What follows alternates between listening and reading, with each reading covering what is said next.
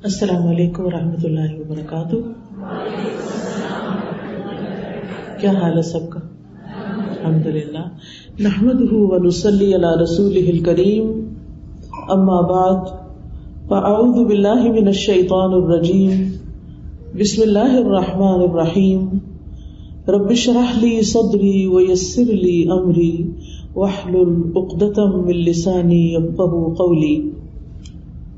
آج میں انشاءاللہ آپ سے بات کروں گی اس دعا کے بارے میں جو کبھی رد نہیں کی جاتی۔ دعا ایک عبادت ہے، دعا ہماری ضرورت ہے۔ دعا اللہ تعالیٰ سے اپنی دنیا کی زندگی اور آخرت کی زندگی کی ضروریات کے بارے میں التجا کرنا ہے، اس سے مانگنا ہے، اس سے سوال کرنا ہے، اس کے آگے گڑ گڑانا ہے، اس کے آگے اپنی عاجزی کا اظہار کرنا ہے اور اپنے مسائل کا حل تلاش کرنا ہے۔ ہم سب جانتے ہیں کہ اس دنیا میں ہم آزمانے کے لیے بھیجے گئے ہیں، ہم سب پر آزمائشیں آتی ہیں، ہم سب کے امتحان ہوتے ہیں۔ کوئی بیمار ہو جاتا ہے، کوئی بچوں کی طرف سے پریشان ہوتا ہے، کوئی بچوں کی شادی کے مسئلے میں پریشان ہوتا ہے، کچھ انہونی قسم کی بیماریوں کا شکار ہوتا ہے، کوئی ذہنی مسائل کا شکار ہوتا ہے، کوئی مالی مسائل کا شکار ہوتا ہے، کوئی دنیا کے حالات کے بارے میں پریشان ہوتا ہے، اور یہ ہم سب ایکسپیرینس کر رہے ہیں۔ اور بعض اوقات تو مسائل کا ایک تانتا ہوتا ہے، ایک مسئلہ ختم نہیں ہوتا کہ ایک اور مسئلہ شروع ہو جاتا ہے، اور انسان اس دنیا میں ان پریشانیوں کی وجہ سے گھبرا اٹھتا ہے۔ امام ابن القیم کہتے ہیں کہ دعا آزمائشوں کی دشمن ہے، یعنی ادھر آزمائش آئی تو اس کا مقابلہ دعا سے کیجیے۔ وہ کہتے ہیں کہ دعا مفید ترین علاجوں میں سے ایک علاج ہے، یہ آزمائشوں کی دشمن ہے، یہ مصیبتوں کو دور دھکیلتی ہے، ان کے ساتھ گتھم گتھا ہوتی ہے، ان کے واقع ہونے کو روکتی ہے اور مصیبتوں کو ختم کرتی ہے، یا مصیبت واقع ہو جائے تو اس کو کم کرتی ہے۔ دعا مومن کا ہتھیار ہے، مفید ترین دوا ہے۔ لہذا آج ہم بات کریں گے کہ ہم کس طرح دعا کریں کہ ہماری دعا قبول ہو اور ہم ان مسائل سے جو زندگی میں نبرد آزما ہیں، نبٹ رہے ہیں، ان کو ختم کرنے میں ہماری مدد کرے۔ تو بات یہ ہے کہ ہم سب جانتے ہیں کہ ہمیں اللہ تعالیٰ نے ہی پیدا کیا ہے اور اسی کی طرف ہمیں پلٹ کر جانا ہے، اور اسی کے ہاتھ میں ہر مشکل کا حل ہے، وہ ہر چیز پر قادر ہے، وہ سب سے بڑا ہے۔ اس کو دینے کے لیے، اسے کوئی مشکل حل کرنے کے لیے کسی سے پوچھنا نہیں پڑتا، کسی کی مدد لینی نہیں پڑتی۔ لہذا جب سب کچھ اسی کے اختیار میں ہے، لہو ملک السماوات والارض، آسمانوں اور زمین کی ملکیت، کنٹرول سارے کا سارا اسی کے ہاتھ میں ہے، لہذا جب کوئی مشکل آئے تو ہمیں اسی کی طرف رجوع کرنا چاہیے۔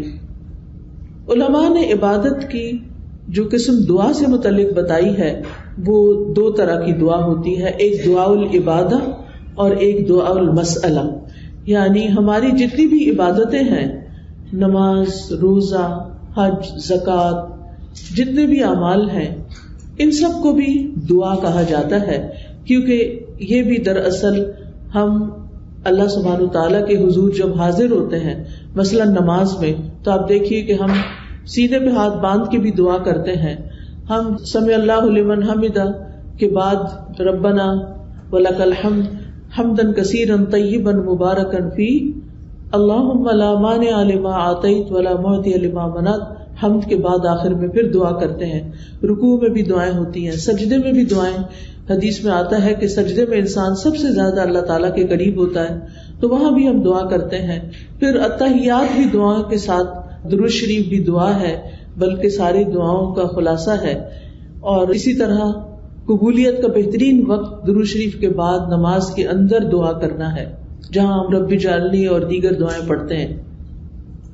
پھر اسی طرح روزے کی حالت میں دعا قبول ہوتی ہے، افطار کے وقت دعا قبول ہوتی ہے۔ پھر ہم حج پہ جاتے ہیں تو ہر مقام پہ دعائیں قبول ہوتی ہیں۔ تو گویا ہماری عبادات بھی دراصل دعاؤں کا ہی مجموعہ ہے، اور وہ بھی دعاؤں کی قبولیت کا ذریعہ ہے. یعنی جب ہمیں کچھ چاہیے ہوتا ہے تو ہم اللہ تعالیٰ کی طرف رجوع کرتے ہیں. نبی صلی اللہ علیہ وسلم کا طریقہ کیا تھا کہ جب انہیں کوئی مشکل پیش آتی تو وہ کیا کرتے؟ نماز کے لیے کھڑے ہو جاتے اور نماز میں پھر دعا کرتے، اللہ تعالیٰ سے مدد مانگتے.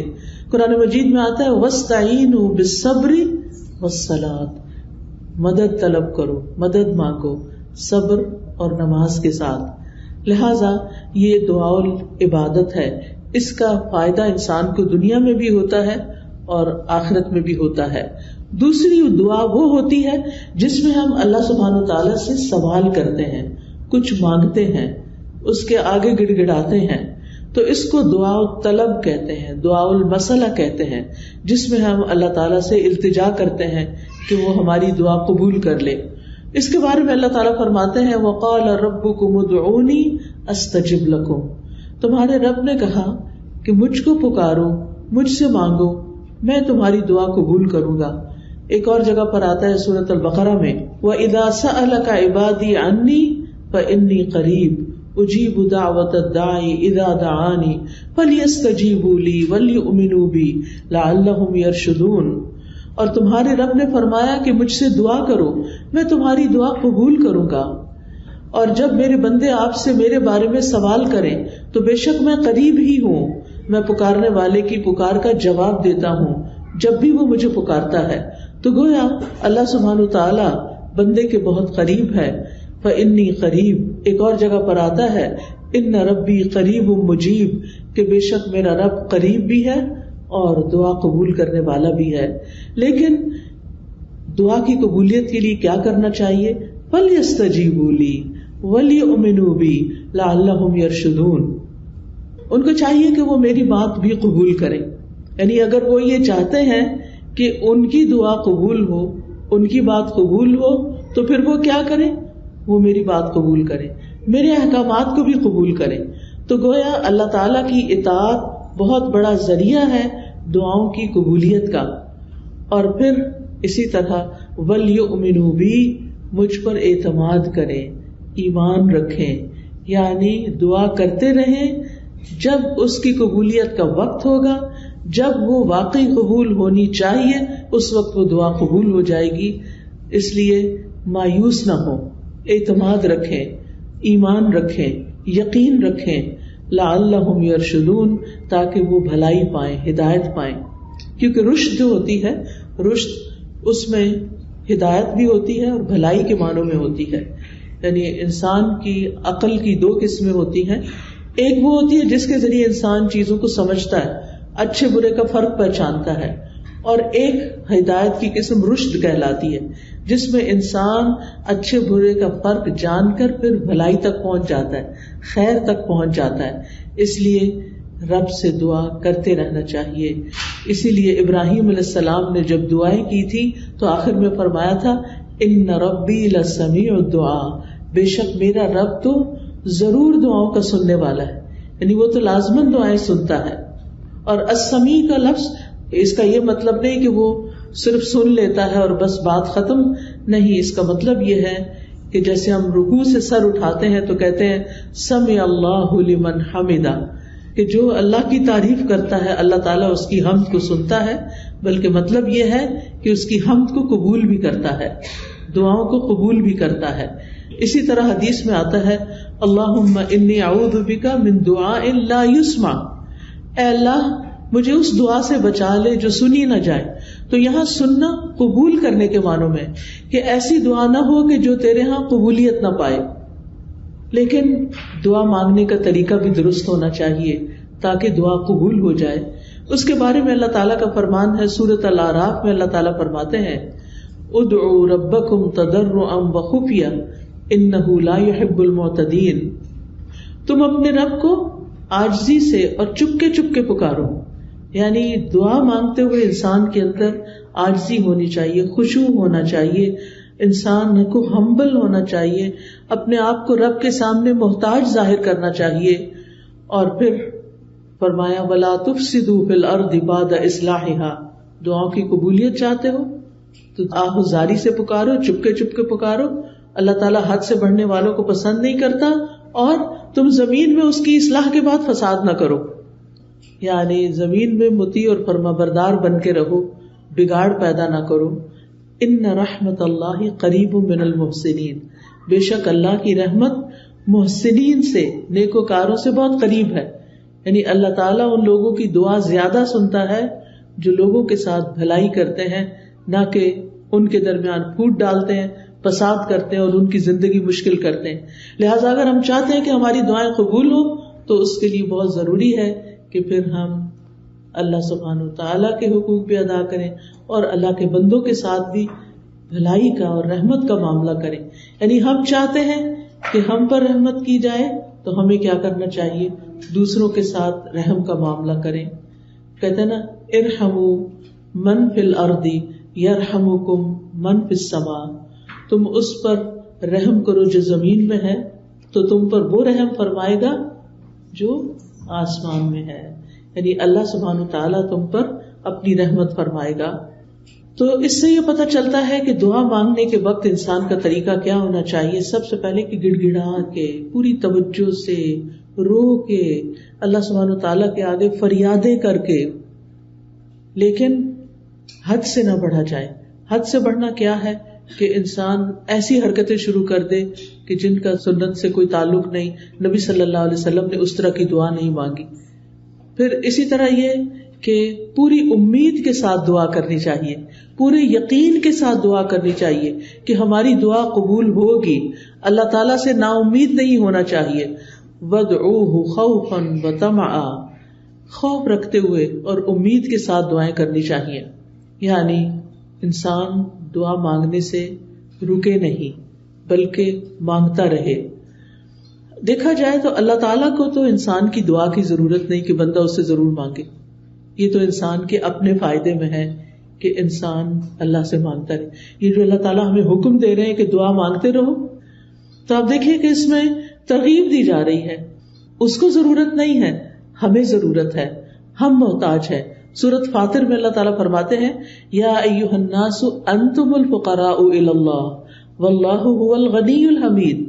اے لوگو، تم سب اللہ کے محتاج ہو اور اللہ بے نیاز ہے، تعریف والا ہے. یعنی محتاج ہم ہیں، ضرورت ہماری ہے، اور اللہ بے نیاز ہے، اس کو ضرورت نہیں ہے، اس کو کسی کی محتاجی نہیں ہے کہ کوئی دعا کرے گا تو اس کی شان بلند ہوگی. وہ تو پہلے سے ہی بلند شان کا مالک ہے. ایک حدیث قدسی میں آتا ہے، اللہ تعالیٰ فرماتے ہیں، اے میرے بندو، تم کبھی مجھے نقصان پہنچانے کی طاقت نہیں رکھو گے. یعنی میرا کچھ نہیں بگاڑ سکتے کہ مجھے نقصان پہنچا سکو، نہ کبھی مجھے فائدہ پہنچانے کے قابل ہوگے کہ مجھے فائدہ پہنچا سکو. نہ ہم اللہ تعالیٰ کا نقصان کر سکتے ہیں اور نہ ہی اس کو فائدہ دے سکتے ہیں. اسی لیے ایک اور حدیث میں آتا ہے، اے میرے بندو، اگر تمہارے پہلے والے اور تمہارے بعد والے اور تمہارے انسان اور تمہارے جن سب مل کر تم میں سے ایک انتہائی متقی انسان کے دل کی طرح ہو جائیں تو اس سے میری بادشاہت میں کوئی اضافہ نہیں ہوگا. یعنی اگر ہم سب کے سب بہت نیک بھی بن جائیں تو اللہ تعالیٰ کو تب بھی کوئی فائدہ نہیں. ہم اپنا سارا مال بھی خرچ کر دیں تو اللہ تعالیٰ کا کچھ بھی فائدہ نہیں، اس کا ریٹرن خود ہم ہی کو ملنے والا ہے. تو بات یہ ہے کہ دعا انسان ہی کو فائدہ دیتی ہے. لہذا دعا مانگتے رہنا چاہیے کیونکہ دعا ایک عبادت ہے.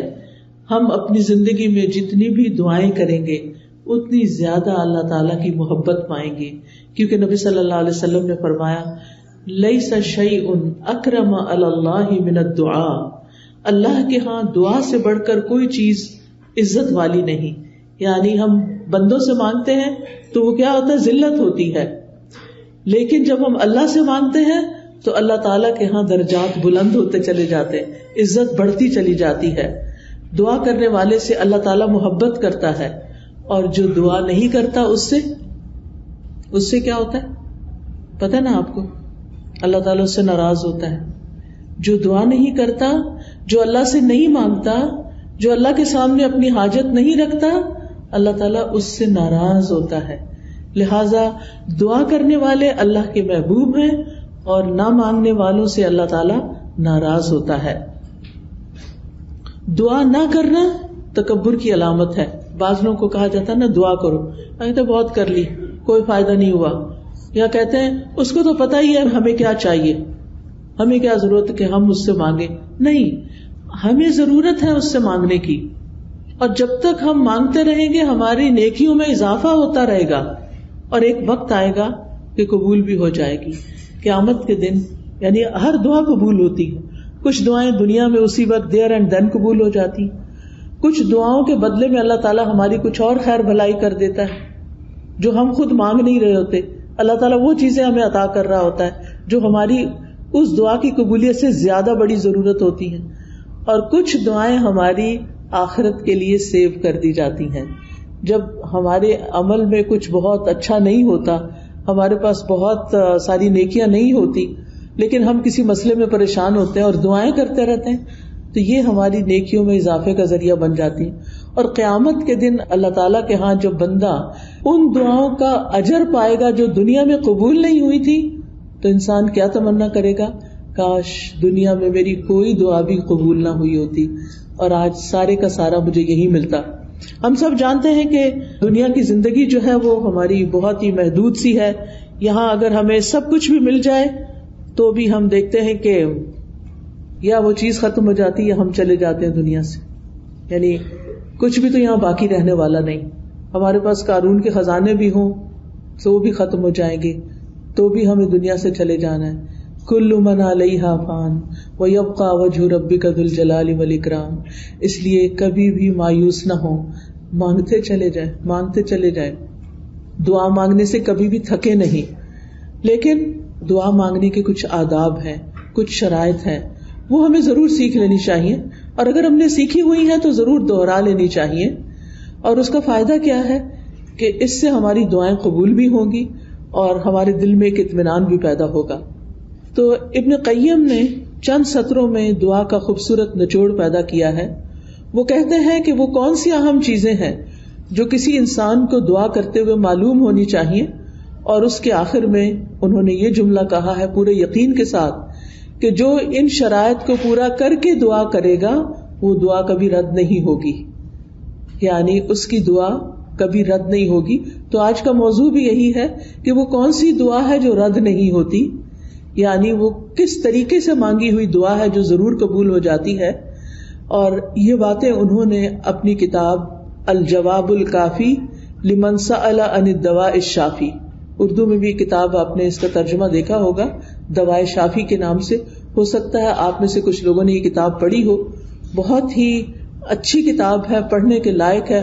میں سمجھتی ہوں جس نے زندگی میں یہ کتاب نہیں پڑھی اس کے علم میں بہت بڑی کمی ہے.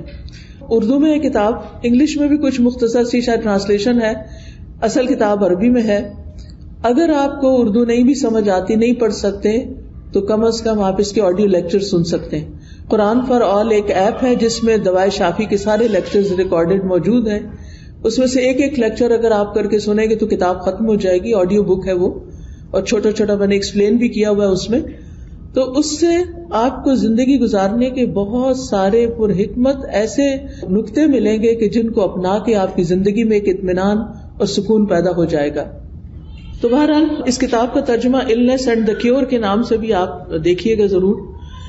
تو دعا کی قبولیت کے اسباب کون سے ہیں؟ اگر آپ کے پاس کاپی پین ہو تو اپنے پاس نوٹ کر لیجئے، اور اگر نہیں تو دل پہ لکھ لیجئے. سب سے پہلی چیز دل کا حاضر ہونا، یعنی دعا کی قبولیت کے لیے سب سے اہم ترین چیز کیا ہے کہ دل کی حضوری کے ساتھ دعا کی جائے. یعنی مقصد کو حاصل کرنے کے لیے مقصد کو پہلے اچھی طرح سمجھ لینا چاہیے کہ مانگنا کیا ہے.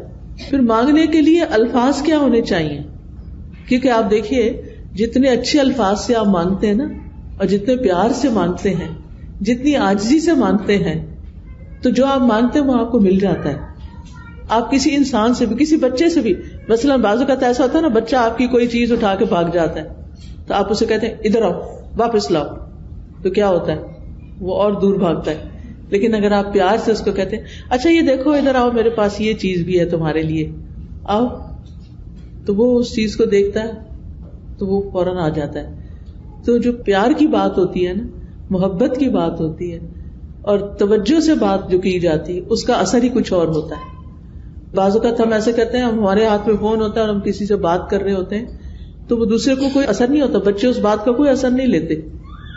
تو توجہ, دل کی حضوری, اچھے الفاظ اور غفلت سے باہر آ کے اچھے سے مانگنا, کیونکہ حدیث میں آتا ہے وَاعْلَمُوا أَنَّ اللَّهَ لَا يَسْتَجِيبُ دُعَاءً مِّن قَلْبٍ غَافِلٍ لَاهٍ, جان لو بے شک اللہ غافل اور لہو لعب یعنی کھیل کود میں مبتلا دل کی دعا قبول نہیں کرتا.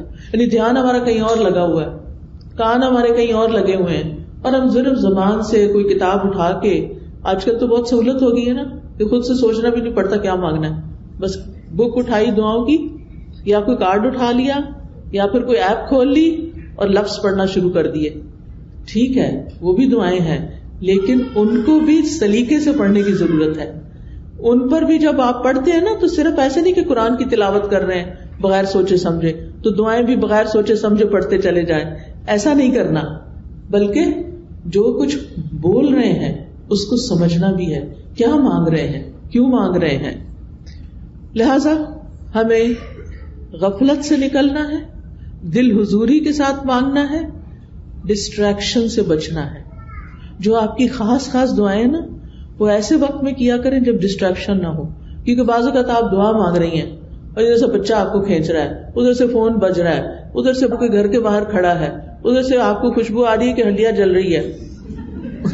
اب آپ سوچیں کیا دعا مانگی جائے گی, کیسی دعا ہوگی وہ, اور پھر اس میں قبولیت کیا ہوگی. جب آپ کو خود ہی پتہ نہ ہو, کان کہیں لگے, آنکھیں کہیں لگے, ناک کہیں لگے, کیا پتہ چلے گا کیا مانگا کیا نہیں مانگا. لہذا ایسے وقت میں مانگے جب آپ اکیلے ہوں, تنہا ہوں, آپ اور آپ کا رب ہو, پھر آپ اسے چپکے چپکے سرگوشیاں کریں. اذ نادى ربه نداء خفيا, زکریا علیہ السلام نے اپنے رب کو پکارا تھا چپکے چپکے, خفیہ خفیہ. ادعوا ربکم تضرعا وخفیہ, عاجزی اور زاری بھی ہو اور چپکے چپکے مناجاتیں بھی ہوں, کیونکہ دعا کرتے وقت جذبات بھی ساتھ ہونے چاہیے. یعنی اللہ کی رحمت کو محسوس کرنا چاہیے, اللہ کا شکر ادا کرنا چاہیے کہ اس نے توفیق دی ہے, اور پھر اس یقین کے ساتھ کہ اللہ بڑا مہربان ہے, رحم فرمانے والا ہے, وہ اس وقت بھی سن رہا ہے, وہ میرے دل کی حالت جانتا ہے, اور وہ کچھ دے سکتا ہے جو میں مانگ رہی ہوں. جب آپ بندوں سے کچھ مانگتے ہیں نا تو بعض اوقات ان کے پاس ہوتا بھی ہے, وہ نہیں دیتے, لیکن اللہ تعالیٰ جب دیتے ہیں تو اس کے خزانوں میں تو کمی ہوتی ہی نہیں. بندوں کو تو یہ خوف ہوتا ہے نا, ہم نے دے دیا تو ہمارا کیا بنے گا. ہر دفعہ ایسے ہی ہوتا ہے نا, کوئی ہم سے کچھ مانگ لے تو پہلے ہم سوچتے ہیں ہمارا کام چلے گا دینے کے بعد, بس اتنا ہی دیتے ہیں جتنا ہم بس دینا چاہتے ہیں, اس سے آگے نہیں. اللہ سبحانہ وتعالیٰ کے خزانے بھرے ہوئے ہیں, جب سے زمین و آسمان بنا ہے وہ خرچ کیے چلے جا رہا ہے, لیکن اس کے خزانوں میں قطرے برابر بھی کمی نہیں ہوئی, قطرے برابر بھی کمی نہیں ہوتی. اس کو کیا فرق پڑتا ہے؟ اور جب ہم یہ جانتے ہیں کہ زمین و آسمان کی ہر چیز اس کے کنٹرول میں ہے, وہ بادشاہ ہے, وہ مالک ہے, اور وہ دینے پہ پوری طرح قادر ہے, تو پھر ہم اس امید کے ساتھ مانگیں. قرآن مجید میں آتا ہے کہ وَإِن مِّن شَيْءٍ إِلَّا عِندَنَا خَزَائِنُهُ وَمَا نُنَزِّلُهُ إِلَّا بِقَدَرٍ مَّعْلُومٍ. کوئی چیز ایسی نہیں, یو نیم اٹ, کہ جس کے خزانے ہمارے پاس نہ ہو, لیکن ہم ان خزانوں میں سے کتنا کتنا دیتے ہیں, کتنا کتنا اتارتے ہیں, ایک معلوم اندازے کے مطابق, ایک مقرر اندازے کے مطابق. کیونکہ اللہ تعالی الحکیم بھی ہے, اس کو پتا ہے کس انسان کو کب کون سی چیز دینی چاہیے, کیونکہ وہ ہمارے بارے میں ہم سے زیادہ جانتا ہے نا, کہ اگر میں نے اس کی دعا قبول کر لی اور اس کو وہ مل گیا جو چاہتا ہے, پھر یہ مجھے بھول جائے گا, اور مجھ سے غافل ہونا اور بھولنا اس بندے کے حق میں نقصان دہ. لہذا بہتر ہے کہ اس کی دعا ابھی قبول نہ کی جائے, یہ کچھ اور مانگ لے. یعنی بعض لوگوں کی دعا صرف اس لیے قبول نہیں کی جاتی کہ ان کا رونا اللہ کو پسند ہوتا ہے, ان کا مانگتے رہنا اللہ کو پسند ہوتا ہے. کیونکہ جب ہم دکھی ہوتے ہیں, تکلیف میں ہوتے ہیں, پریشان ہوتے ہیں, تو پھر ہم اللہ کی طرف رجوع کرتے ہیں, اور جب ہماری ضروریات پوری ہو جاتی ہیں تو پھر ہم کیا کرتے ہیں, پھر تو ہم نماز پڑھنا بھی بھول جاتے ہیں, پھر ہم صدقہ خیرات دینا بھی بھول جاتے ہیں. لہٰذا اللہ سبحانہ تعالیٰ ہمیں کسی نہ کسی مشکل میں ڈالے رکھتا ہمارے فائدے کے لیے، ہماری بھلائی کے لیے، تاکہ ہم اللہ تعالیٰ کی طرف رجوع کرتے رہیں. نبی صلی اللہ علیہ وسلم نے فرمایا ادعوا اللہ وانتم موقنون بالاجابہ، تم اللہ سے مانگو اس یقین کے ساتھ کہ تمہاری دعا ضرور قبول کی جائے گی، پورا یقین ہو. لہٰذا جب آپ کو یقین آئے گا نا تو غفلت بھی دور ہو جائے گی، دعا میں دل حاضر رہے گا، اور آپ اس طرح دعا کی قبولیت کی پہلی شرط پوری کر دیں گے. دوسری چیز جو ہے وہ ڈسٹریکشن ہے. ڈسٹریکشن کا مطلب یہ ہے کہ انسان کبھی کہیں دیکھے کبھی کہیں دیکھے، کبھی کچھ سوچے کبھی کچھ سوچے، اور جو مانگ رہا ہے اس کی خبر نہ ہو اس کو. تو ہمیں سمجھ کر دعا کرنی ہے، سمجھ کر، یعنی یہ دوسرا اہم نقطہ ہے، حاضر دل کے ساتھ اور سمجھ کر. کیونکہ اگر پتہ ہی نہیں مانگ کے رہے ہیں تو پھر کیا فائدہ. اور پھر یہ ہے کہ اگر عربی میں دعا مانگنی نہیں آتی تو الٹے سیدھے لفظ پڑھ کے نہ مانگیں، اردو میں مانگ لیں، انگلش میں مانگ لیں، پنجابی میں مانگ لیں، جو آپ کی زبان ہے اس میں مانگ لیں، تو آپ کے لیے کچھ مشکل نہیں ہے. اللہ تعالیٰ کو ساری زبانیں آتی ہیں. ایک ہم ہیں، ہمارے لیے ریسٹرکشن، ہماری لمیٹیشنز ہیں. ہمیں ایک زبان آتی ہے تو دوسری نہیں آتی، انگریزی آتی ہے تو فرینچ نہیں آتی، اردو آتی ہے تو پنجابی نہیں آتی بچوں کو. تو کتنی لمیٹیشنز ہیں ہماری. اللہ تعالیٰ کے لیے کچھ مشکل نہیں. کسی بھی ڈائلیکٹ میں، کسی بھی زبان میں، کسی بھی وقت، کسی بھی لمحے کچھ بھی مانگتے ہیں، وہ سب کچھ سمجھتا ہے، جانتا ہے، اور دینے پر پوری طرح قادر ہے. پھر آپ دیکھیے کہ دعا کرتے وقت کسی بے مقصد کام میں مشغول نہ ہو. اچھا، بعض لوگ موبائل سے دعائیں پڑھتے ہیں، ٹھیک ہے، سہولت کے لیے پڑھ سکتے ہیں آپ. اب کیا ہوتا ہے، اتنے میں اوپر ایک نوٹیفیکیشن آ جاتا ہے. اچھا، آدھی دعا پڑھی، آدھا میسج پڑھا، نہ ادھر کے نہ ادھر کے، ملٹی ٹاسکنگ ہو رہی.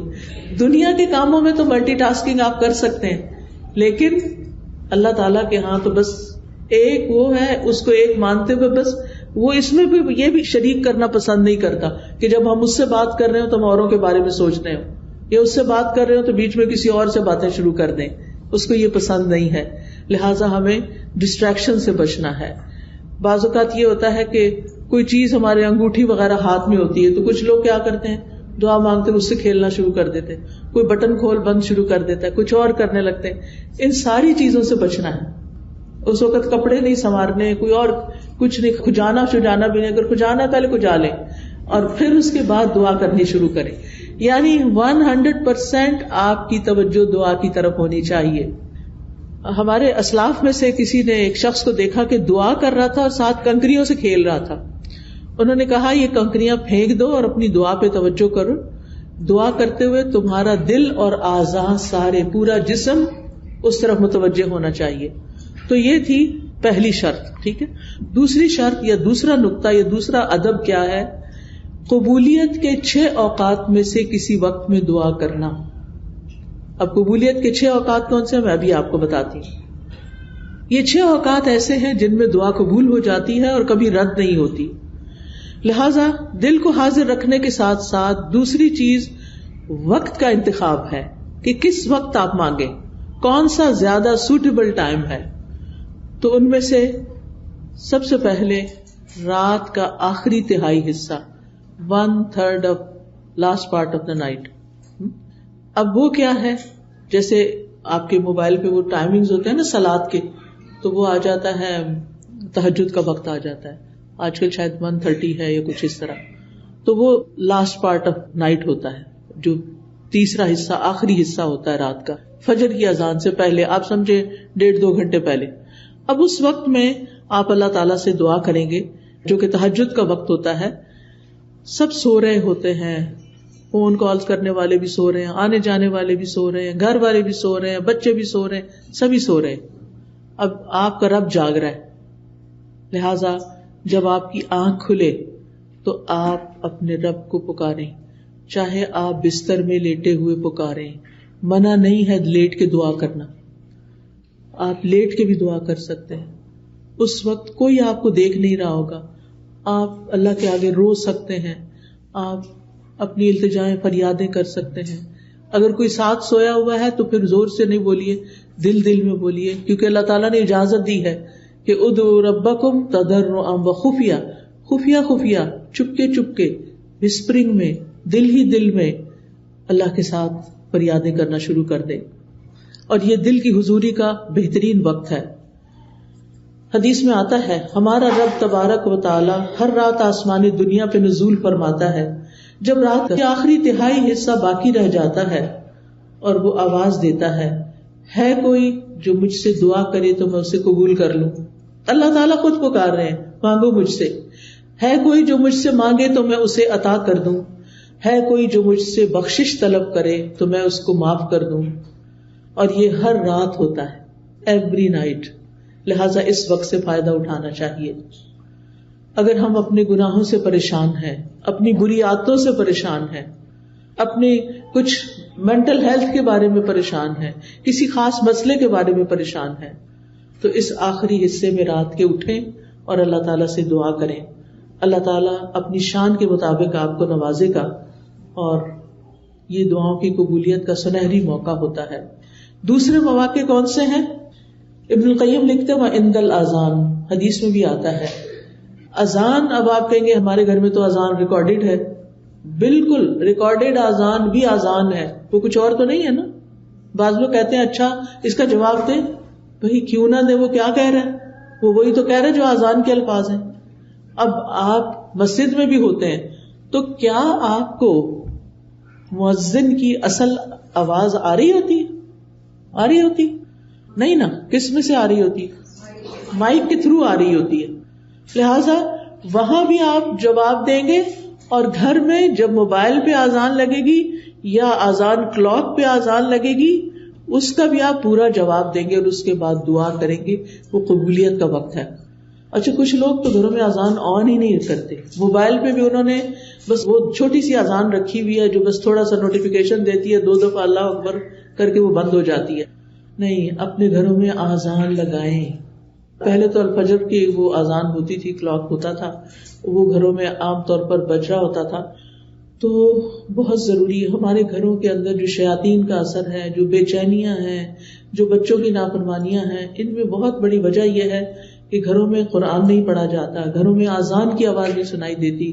ہم ایسی جگہوں پر رہتے ہیں کہ جہاں پر اذان نہیں آتی.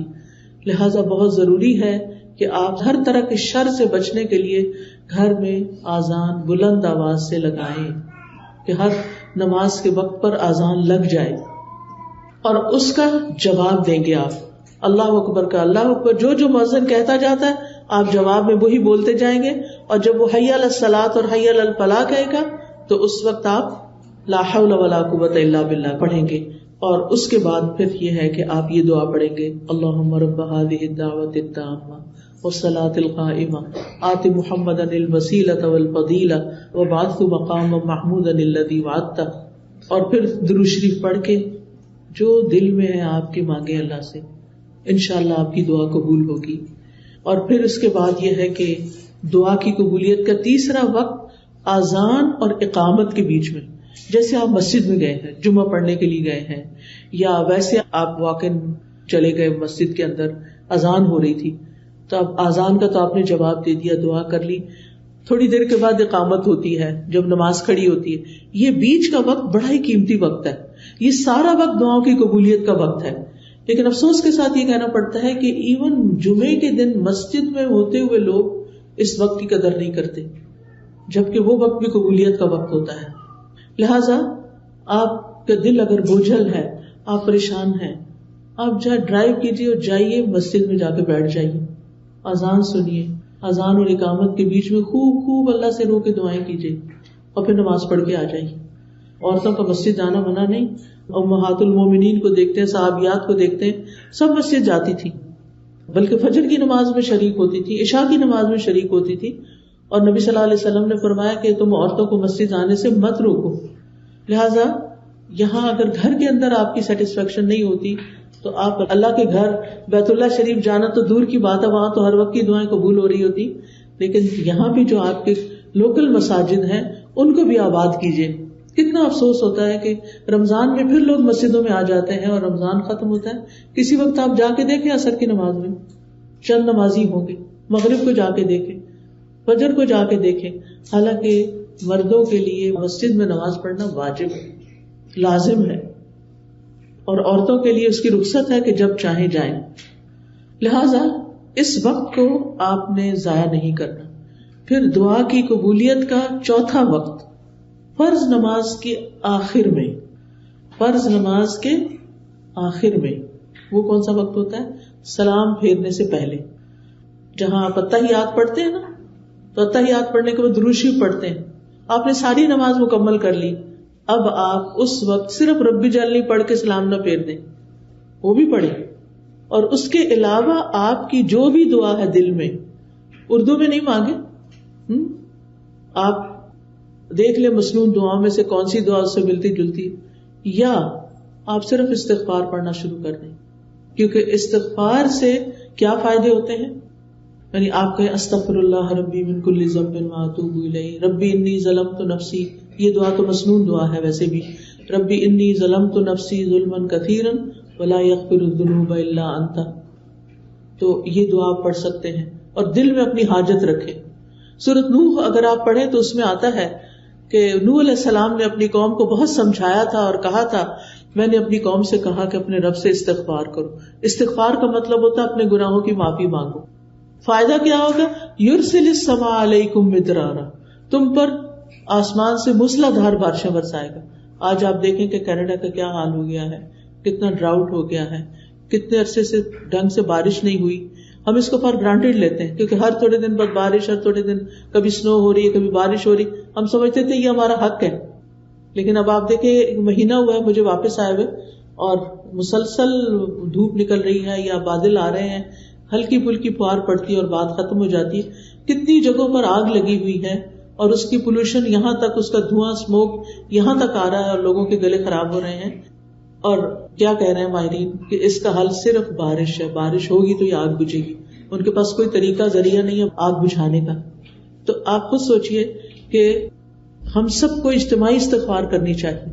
ہم یہ نہ سوچے کہ سب کچھ ہے کہ کیا فرق پڑتا ہے اگر نہیں بھی بارش، تو اچھا موسم ہے، باہر چھتری نہیں لے کے جانی پڑے گی، پارک میں جا کے بیٹھیں گے، دھوپ میں بیٹھیں. نہیں، بارش کی انسانوں کو، جانوروں کو، پرند چرند ہر ایک کو ضرورت ہوتی. پودوں کو ہماری ضرورت ہے، ہم سب کو ضرورت ہے. اگر پانی کی سطح نیچے چلی جائے تو آپ دیکھیں کہ کھیت ویران ہو جاتے ہیں. لہذا اللہ سبحانہ وتعالیٰ سے استغفار کرنا ہے. اور پھر آسمان سے بارشیں برسنے کے علاوہ کیا ہے؟ تمہارے لیے مال اور اولاد ہوگی. یعنی تمہیں مال بھی ملے گا، اگر کسی کو اپنے فائنینشیل پرابلمز ہیں وہ بھی کثرت سے استغفار پڑھے. یا اولاد کی طرف سے کوئی پریشانی ہے، بچے ہیں نہیں، بچے ہیں لیکن بیمار ہیں، بچے ہیں لیکن بات نہیں مانتے، بچے ہیں لیکن شادی نہیں ہو رہی، کوئی بھی مسئلہ اولاد سے ریلیٹڈ ہے تو کیا کریں؟ استغفار کی کثرت کر دیں، اپنے گناہوں کی معافی مانگتے چلے جائیں. اور وَيَجْعَلْ لَكُمْ أَنْهَارًا، تمہارے لیے نہریں جاری کر دے گا اللہ تعالیٰ. باغات ہوں گے، نہریں ہوں گی. تو جب فرض نماز ختم کریں تو اس سے پہلے کم از کم ایک دفعہ استغفار ضرور پڑھ لیں. اللہم اغفر لی ذنبی کلہ دقہ وجلہ اولہ وآخرہ سرہ وعلانیتہ.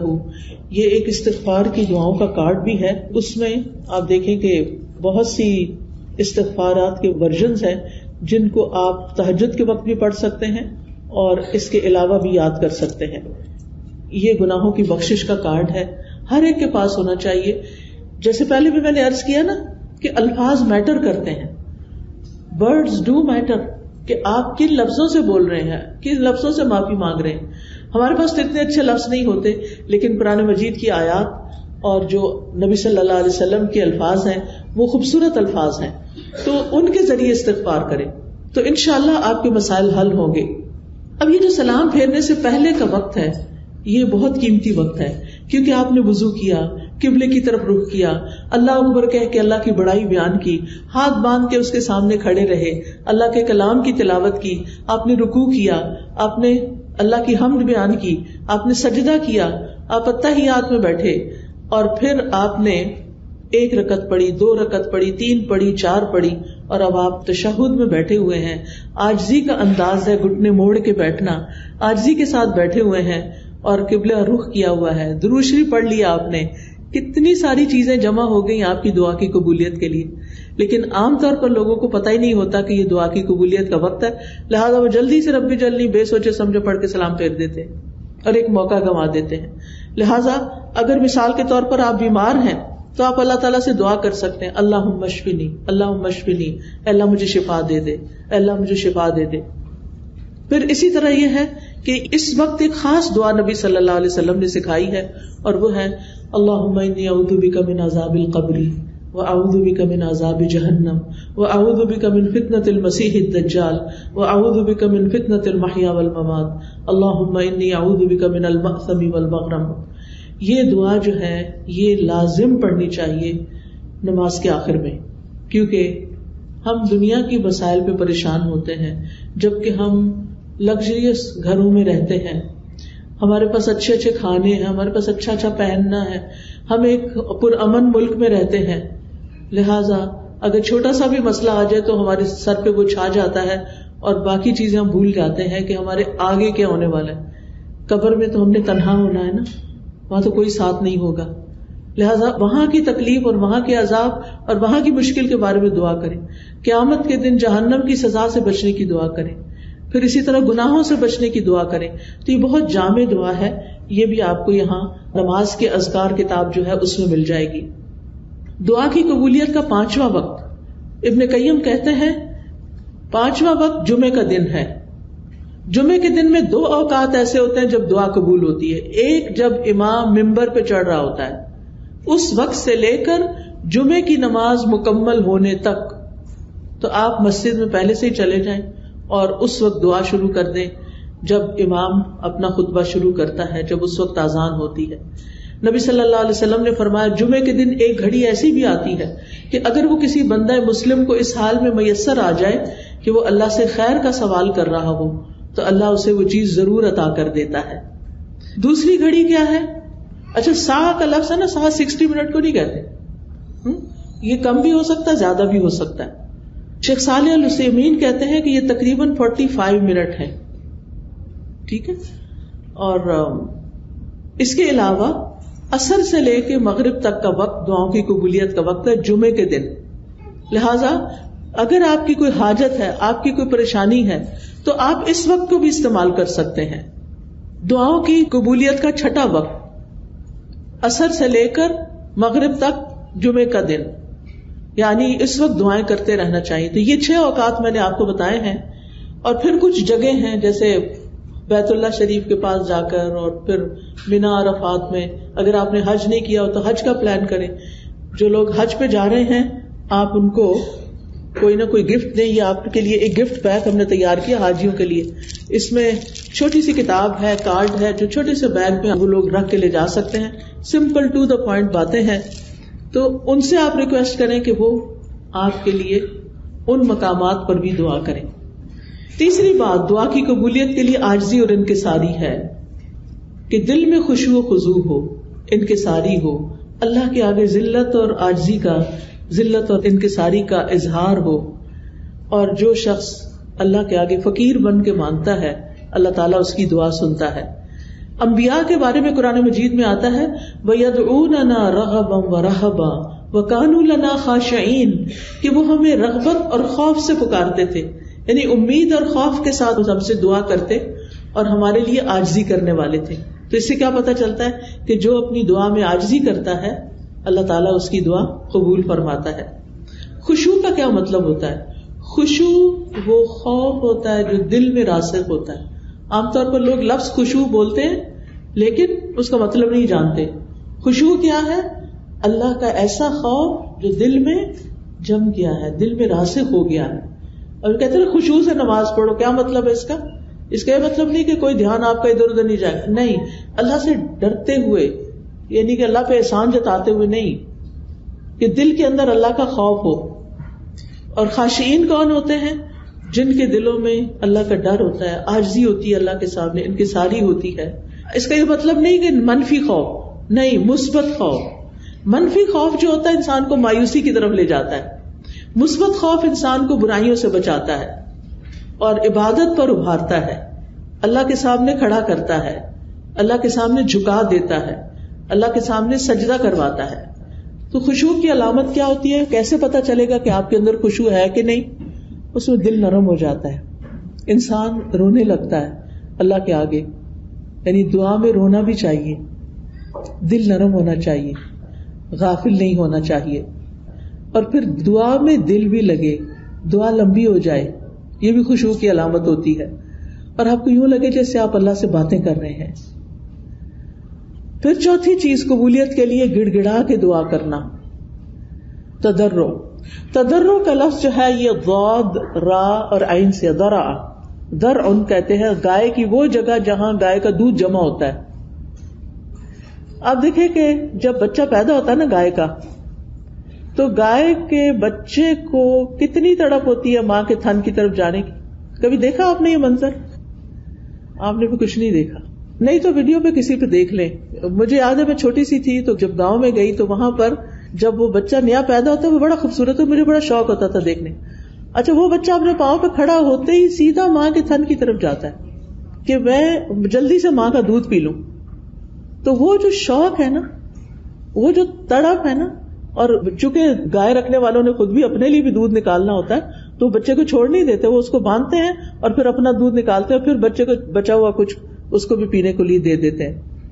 تو بچے کو اس وقت دودھ کی کریونگ ہوتی ہے, بچہ تڑپ کر دودھ کی طرف لپکتا ہے, اس کے بغیر وہ زندہ نہیں رہ سکتا.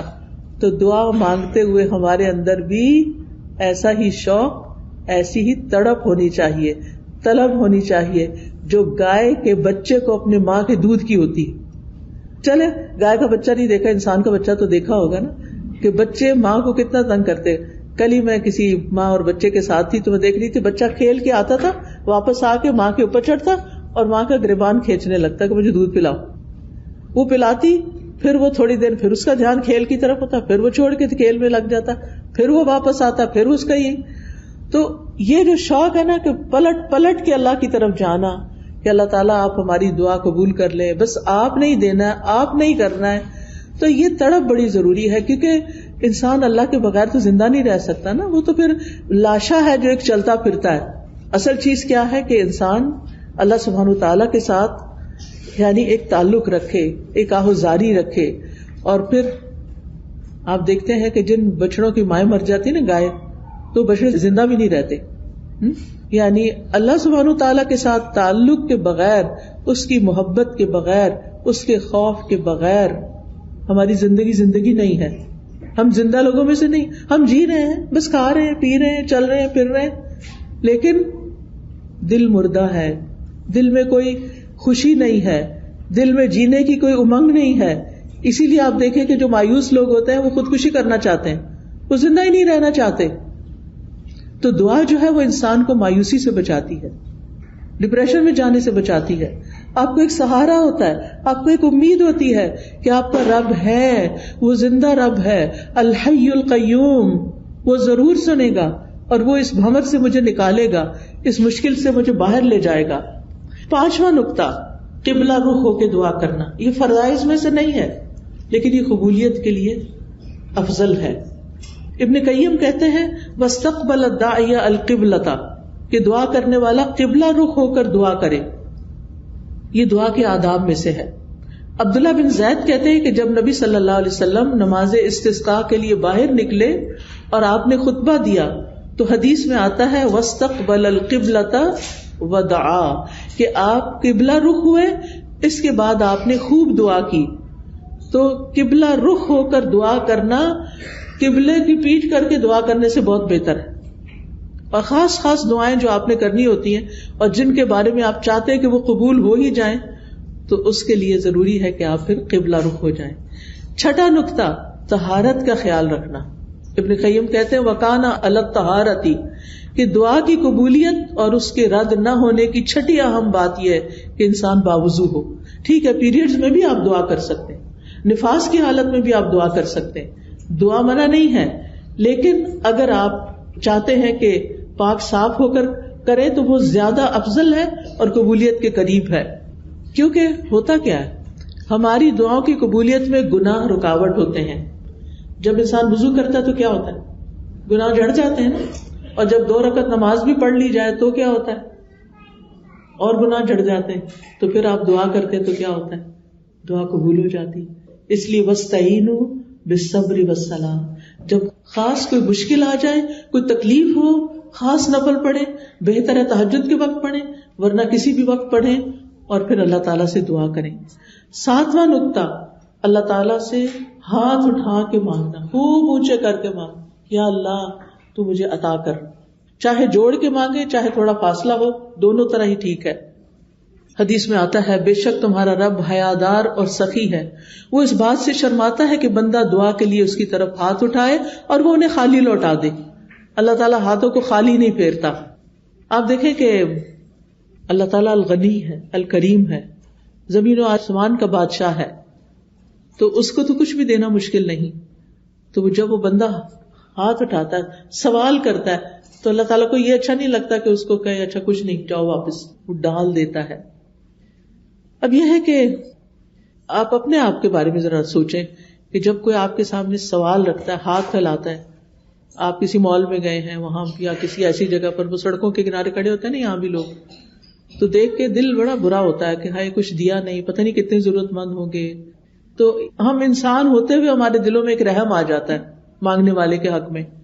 تو اللہ سبحانہ وتعالی وہ کیسے نہیں اپنے بندے پہ رحم کرے گا جو کہ بہت سی ماؤں سے بھی بڑھ کے پیار کرنے والا ہے. دعائے استسقاء میں تو آپ صلی اللہ علیہ وسلم نے اتنے اونچے ہاتھ کھڑے کیے تھے کہ آپ کے بغلوں کی سفیدی نظر آنے لگ گئی تھی, یعنی اپنے سر سے بھی اونچے کر لیے تھے اپنے ہاتھ. کچھ لوگ ایسے ہی بس رکھ کے بیٹھ جاتے ہیں, کچھ لوگ ہاتھ پہ ہاتھ رکھ لیتے ہیں. ایسے بھی نہیں کرنا چاہیے, کھول کے ہاتھ, چاہے بیچ میں فاصلہ رکھیں یا نہ رکھیں. اور خاص طور پہ شدید حاجت کے وقت آپ بلند آواز سے پکاریں, چیخ چیخ کے نہیں پکاریں, بلند آواز سے پکاریں, تنہائی میں رو کے پکاریں, ہاتھ اونچے کر لیں, اور کہ بس اللہ تعالیٰ آپ نے یہ کام ضرور کرنا ہے, آپ نے یہ مشکل آسان کرنی ہے, آپ کر سکتے ہیں, آپ کے لیے کچھ بھی مشکل نہیں, آپ کے لیے کوئی رکاوٹ نہیں, یعنی واسطے دے دے کے. ہاں کچھ مواقع ایسے ہیں جن میں ہاتھ نہیں اٹھائے جاتے, جیسے خطیب اگر جمعہ کا خطبہ دے رہا ہے اور اس وقت آپ دل دل میں اللہ کو پکار رہے ہیں, تو اب وہ خطبہ دے رہا اور آپ ہاتھ اٹھا رہے ہیں, اس وقت منع ہے.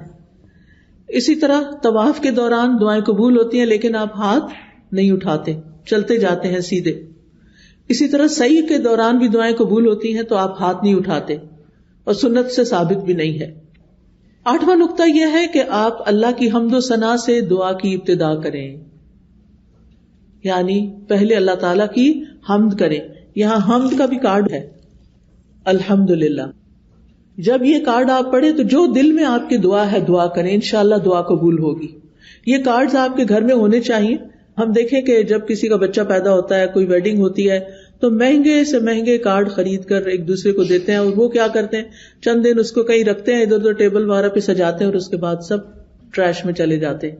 ایسے کارڈز اگر آپ کے گھر میں ہوں گے, یہ دعاؤں کے اسٹال لگا ہوا ہے, تو انشاءاللہ آپ ایک باسکٹ بنا لیں یا کسی فولڈر میں رکھ لیں, اور پھر جب آپ بیٹھیں تو کسی نماز کے بعد کسی وقت میں ایک اٹھا لیں, کسی میں دوسرا اٹھا لیں, کسی میں تیسرا اٹھا لیں, اور اللہ سبحانہ تعالیٰ سننے والا ہے. نبی صلی اللہ علیہ وسلم نے ایک شخص کو دعا کرتے ہوئے سنا, اس نے اللہ تعالیٰ کی حمد و ثنا نہیں کی تھی اور نہ درود پڑھا تھا. آپ نے فرمایا اس نے جلدی کی.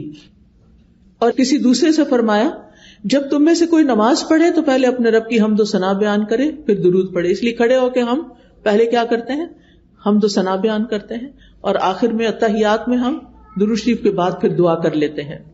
اور پھر اس کے بھی اچھے اچھے خوبصورت الفاظ ہیں. اس وقت کیونکہ ٹائم کم ہے تو میں اس وقت پڑھ کے سنا نہیں سکتی, لہٰذا آپ اللہ تعالیٰ کی حمد و ثنا کے خوبصورت الفاظ جو اس کارڈ میں آپ کو ملیں گے وہ بول کر درود شریف پڑھ کے آپ دعا کر سکتے ہیں. پھر نماز کے آخر میں تسلیم سے پہلے دعا قبول ہوتی ہے, ٹھیک ہے, اس کو میں نے ابھی تھوڑی دیر پہلے آپ کو تفصیل بتا دی ہے. پھر رکوع اور سجود میں دعائیں قبول ہوتی ہیں, سجدے میں دعا کریں. اور اگر آپ کو کچھ نہیں آتا, کوئی دعائیں نہیں آتی عربی کی, تو آپ اللہم اغفر لی پڑھنا شروع کریں, اللہم اغفر لی ذنبی, یعنی اس کا مطلب کہ اللہ میرے گناہ معاف کر دے, کیونکہ جب گناہ معاف ہوں گے تو انشاءاللہ رکاوٹیں دور ہو جائیں گی. یا ہم کہتے ہیں نا کہ رکاوٹ ہو گئی یا بندش ہو گئی ہے, اس کے پیچھے کوئی گناہ ہے, پھر ہمیں سمجھ ہی نہیں آتی, ہمیں یاد ہی نہیں آتا ہمارا کون سا گناہ ہے, ہم کہتے پتہ نہیں کیا گناہ ہے. ہم اپنی نیکیوں کو یاد کرتے ہیں, گناہوں کو یاد نہیں کرتے. ٹھیک ہے, آپ نیکیوں کو بھی یاد رکھیں, لیکن آپ گناہوں کو ضرور یاد کریں کہ کہیں میں نے کسی کے حق تو نہیں مارا, کہیں کسی رشتے دار کی حق تلفی تو نہیں کی, کہیں کسی ضرورت مند کی میں نے تو ضرورت نہیں پھیر دی, کسی ضرورت مند کا مذاق تو نہیں اڑایا, کبھی کسی پہ باتیں تو نہیں بنائی, کبھی کسی بہن بھائی کو ضرورت ہوئی تو میں نے کان بند کر لیے اور اس کی مدد نہیں کی. یعنی بعض اوقات ایسا ہوتا ہے کہ ہم دوسروں سے خیر روک دیتے ہیں تو ہم سے بھی روک دی جاتی. حضرت اسماء رضی اللہ تعالیٰ عنہ کو نبی صلی اللہ علیہ وسلم فرماتا لا تو کی فیو کا علیہ کی, اپنے وہ جو ہوتی ہے چھوٹی سی پوٹلی تو اس کی رسی باندھ کے نہ رکھو ورنہ تمہارے اوپر بھی باندھ دیا جائے گا. یعنی اس کو اپنے خزانے, پہلے زمانے میں پرس نہیں ہوا کرتے تھے اور ڈیزائنر کے تو بالکل بھی نہیں تھے, تو لوگ خواتین کپڑے کی تھیلیوں میں اپنے وہ دینار درہم رکھتی تھی, تو اس کے اوپر سے پھر کیا کرتی تھی تھیلی کو, اب بھی وہ بید وغیرہ دیتے ہیں نا تو تھوڑی چھوٹی چھوٹی پاؤچز میں بنا کے دے دیتے, تو اس کے اندر کا اس کو باندھ کے نہ رکھو, وہ کھلا رکھو, یعنی نکالتے رہو, دیتے رہو, کیونکہ دینے والے ہی پاتے ہیں, گیو اینڈ ٹیک. تو اللہ سبحانہ وتعالیٰ پسند کرتا ہے, اس لیے صدقہ جو ہے وہ بھی دعا کی قبولیت میں بہت اہم کردار ادا کرتا ہے. پھر نواں نقطہ یہ ہے, حمد و ثنا کے بعد درود شریف پڑھنے سے دعا قبول ہوتی ہے, اور پھر استغفار, توبہ اور استغفار کر کے دعا قبول ہوتی ہے. اور اس میں ہم یہ جو سید الاستغفار ہے جو صبح شام ہم پڑھتے ہیں, تو اس میں ہم کہتے ہیں ابو لک بنعمتک علی و ابو بذنبی, اللہ میں آپ کی نعمتوں کا بھی اقرار کرتا ہوں اور اپنے گناہوں کا, تو دیتا ہے اور میں تیری نافرمانی کرتا ہوں. لہٰذا اس وقت پھر دعا قبول ہوتی. اور پھر دعا کی قبولیت کے لیے حرام سے بچنا بہت ضروری ہے, حرام کھانے پینے سے اور حرام اوڑھنے پہننے سے, اور پھر اپنے لباس میں بھی مہذب اسلامی لباس پہننا چاہیے. خاص طور پر خواتین کے لیے بہت ضروری ہے کہ وہ اپنے آپ کو ڈھکیں, کیونکہ اللہ تعالیٰ کو ڈھکنا پسند ہے.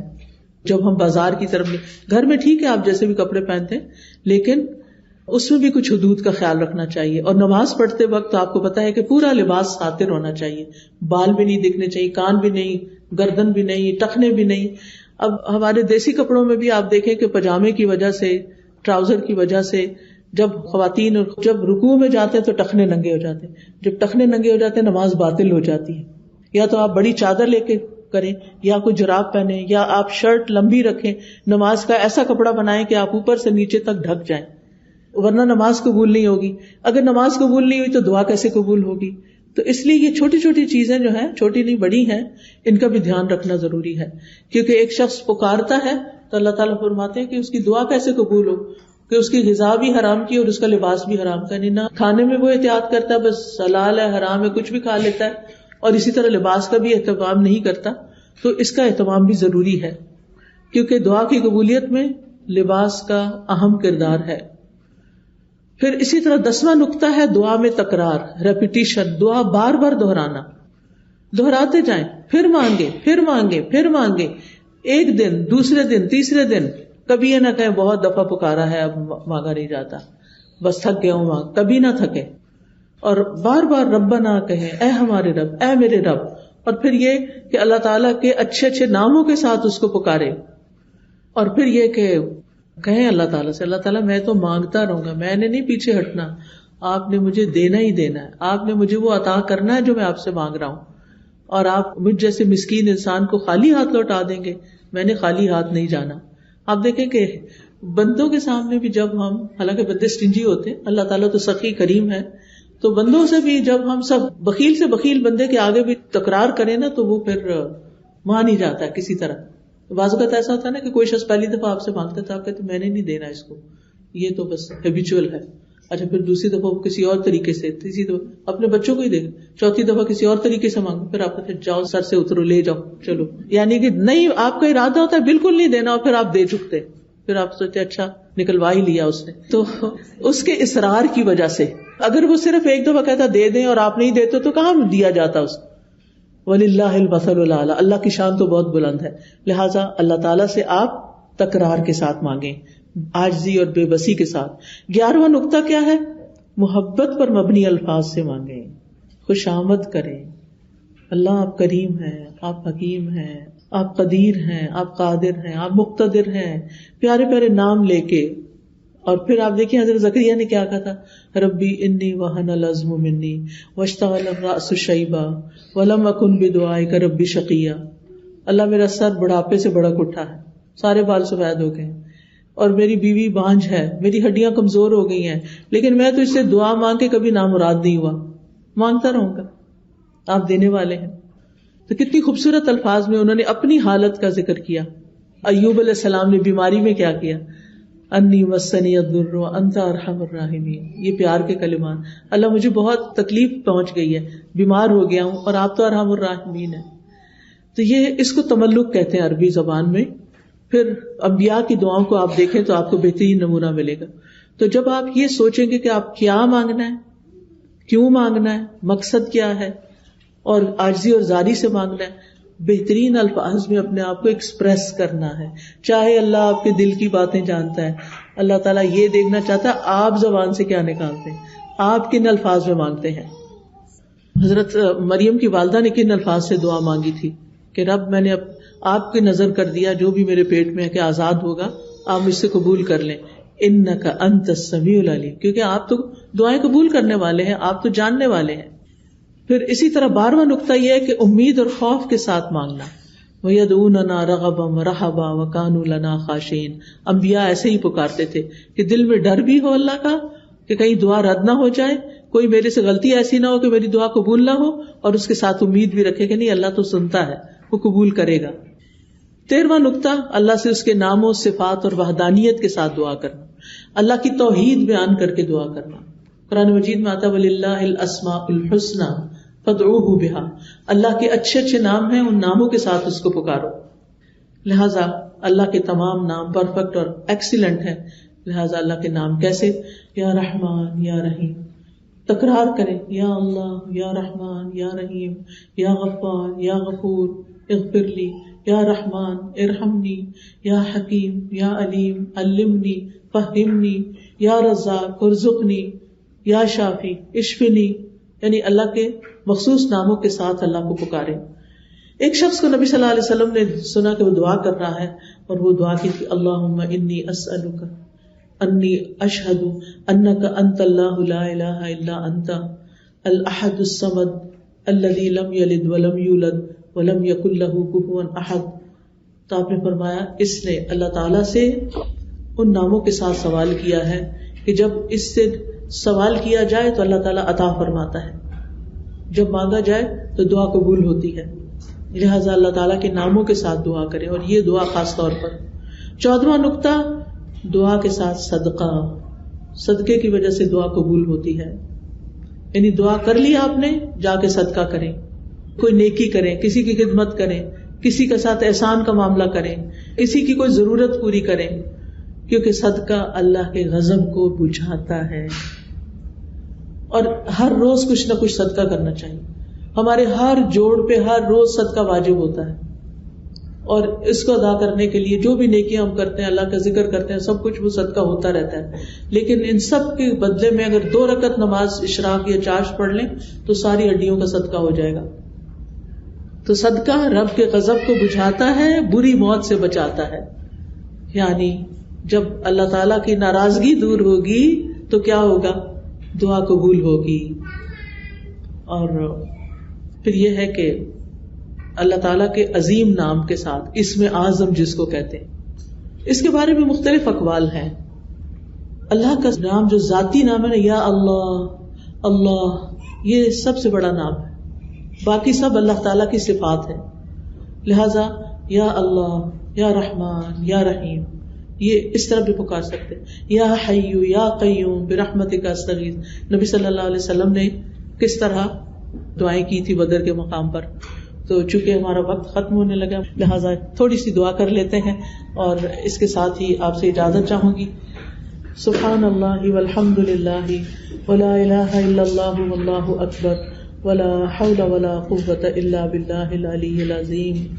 اللہم صلی علی محمد وعلی آل محمد کما صلیت علی ابراہیم وعلی آل ابراہیم انک حمید مجید۔ اللہم بارک علی محمد وعلی آل محمد کما بارکت علی ابراہیم وعلى آل إبراهيم إنك حميد مجيد. اللهم نسألك يا الله بأن لك الحمد لا إله إلا أنت المنان بديع السماوات والأرض يا ذا الجلال والإكرام يا حي يا قيوم أن تغفر لنا ذنوبنا وترحمنا وأن تجيرنا من عذاب النار. یا رب العالمین ہمیں بخش دے، ہم پہ رحم فرما، ہمیں آگ کے عذاب سے بچا لے. وَأَن تَرْزُقَنَا إِخْلَاصًا فِي الْقَوْلِ وَالْعَمَلِ وَأَن تُدْخِلَنَا الْجَنَّةَ وَتُبَاعِدَنَا مِنَ النَّارِ. اللہ ہمیں اپنی باتوں میں، اپنے عمل میں اخلاص عطا فرما اور ہمیں جنت میں داخل کر دے اور آگ سے بہت دور رکھ. اللہم رقابنا من النار، اللہ ہماری گردنوں کو آگ سے آزاد کر دے. ہمارے والدین، ہمارے بچوں، ہماری مائیں، ہمارے رشتہ دار، ہمارے دوست اور جن سے ہم محبت کرتے ہیں، اللہ ان سب کو آگ سے بچا لے. اللہم اغفر لنا ذنوبنا، اللہ ہمارے گناہوں کو معاف کر دے. اللہ جتنی بہنیں آئی ہیں ان کے دلوں میں جو دعائیں ہیں، حاجتیں ہیں، اللہ ان کو پورا کر دے، اللہ ان کی ضروریات پوری کر دے. سب لوگ اپنی اپنی ضرورت کے بارے میں سوچیں.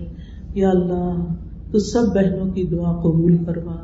اللہ جو مالی مشکلات میں ان کی دعائیں قبول فرما، جو بیمار ہیں ان کی بیماری دور فرما، جو بچوں کے رشتوں کے لیے پریشان ہیں ان کی پریشانی دور فرما، جو دلوں کی بے چینی اور روحانی امراض کا شکار ہیں ان کی بیماری دور فرما.